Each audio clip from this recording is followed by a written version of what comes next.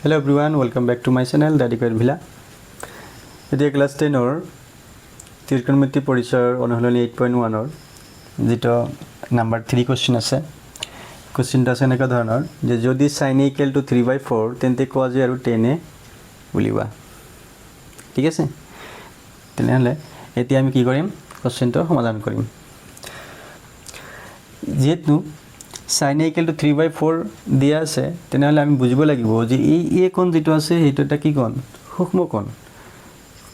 কোণ আৰু কি ত্ৰিভুজৰ সমকোণী ত্ৰিভুজৰ তেনেহলে আমি এটা ত্ৰিভুজ ধৰিব লাগিব যাৰ এটা কোণ সমকোণ আৰু এই a কোণটো কি আছে সূক্ষ্ম কোণ তেনেহলে বলা কি লিখিবা যে ধৰা হল ABC এটা সমকোণী ত্ৰিভুজ ABC এটা সমকোণী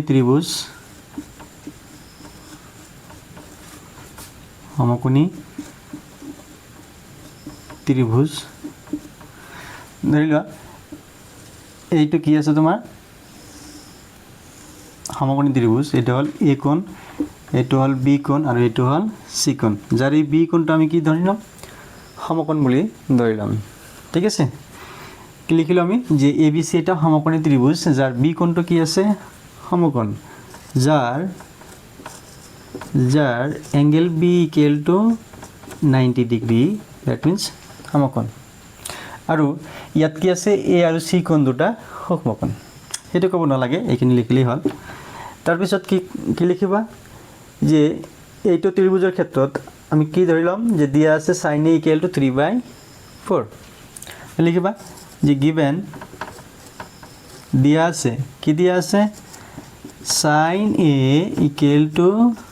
3/4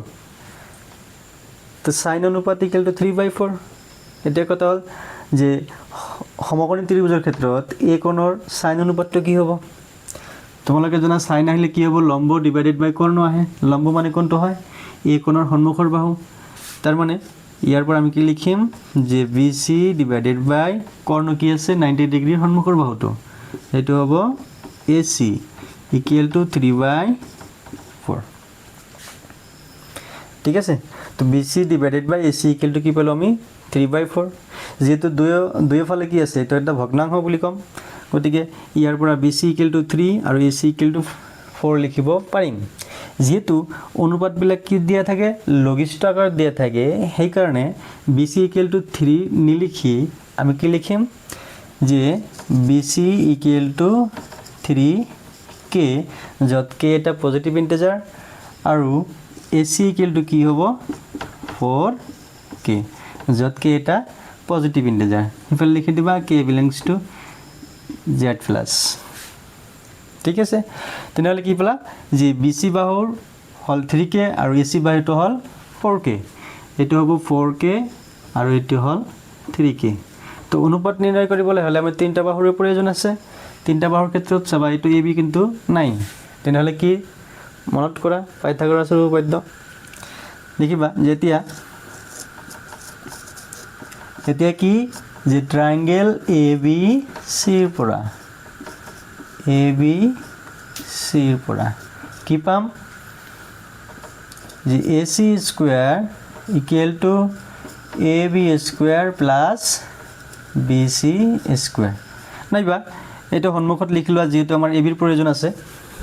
এটা সন্মুখত লিখিলে কি হ'ব AB square plus BC square = কি হ'ব AC স্কয়াৰ তাৰ পৰা AB ৰ যেটো আছে AB মানটো আমি ৰাখি দিও AB ৰ স্কয়াৰটো ৰাখি দিলে BC স্কয়াৰ হিবলে গলে কি হ'ব